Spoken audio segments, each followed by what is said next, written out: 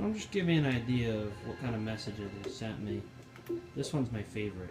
I get close enough so you can hear it. We've got 2 minutes. My friend's recording a 5-minute no-show. He's got a PVR.